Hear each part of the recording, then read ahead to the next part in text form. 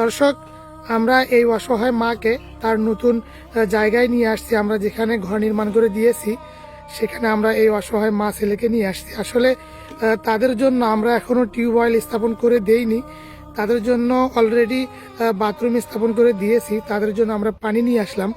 আপনারা দেখতে পারলেন যে আমাদের একজন টিম মেম্বার তিনি নিজে হাতে করে কাঁধে করে পানি নিয়ে আসলো। এই মা তিনি গোসল করবে, তার হাতে সাবান দেখতে পাচ্ছেন। আমরা এখনো টিউবওয়েলের কাজ করি নাই।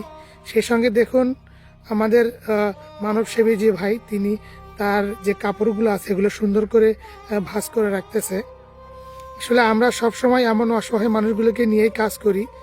এই যে তার যে নতুন জায়গায় নতুন ঘরটি, নতুন ঘর বলতে আমরা এই ঘরটি তার আগেই ছিল, শুধু ওখান থেকে নিয়ে আসলাম। মিস্ত্রি এখনো কাজ করতেছে। এই যে দেখুন, এই যে তার প্রতিবন্ধী ছেলেটি, আর এই যে এখানে কাঠ বাঁশ দেখতে পাচ্ছেন, মিস্ত্রি এখনো কাজ করতেছে। তো আশা করা যায় ইনশাআল্লাহ 2-1 দিনের মধ্যেই তাদের যে সংকটগুলো ছিল, যেমন টিউবওয়েল, বাথরুম, এগুলো হয়ে যাবে ইনশাআল্লাহ। টিউবওয়েল মিস্ত্রি আজকে আসবে, সবকিছু সময়ের ব্যাপার। ভাই আসসালামু আলাইকুম। ওয়ালাইকুম আসসালাম ওয়া রাহমাতুল্লাহ। ভাই কেমন আছেন? আলহামদুলিল্লাহ, আলহামদুলিল্লাহ, সুম্মা আলহামদুলিল্লাহ।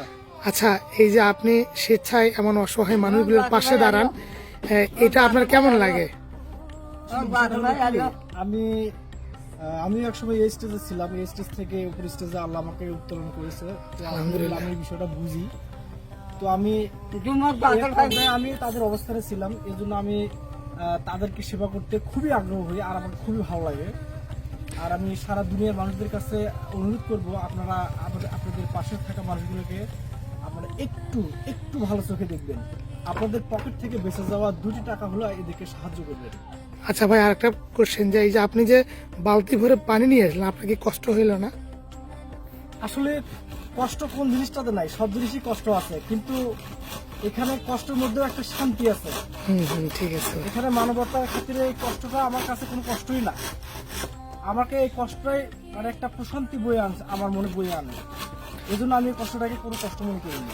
দর্শক, আমাদের একজন টিম মেম্বার বলতেছে যে আসলে আমরা যারা এই সকল কাজের সঙ্গে জড়িত, আমাদের আত্মতৃপ্তি থেকে আমরা এমন অসহায় মানুষগুলোকে সহায়তা করে আমরা আত্মতৃপ্তি পাই।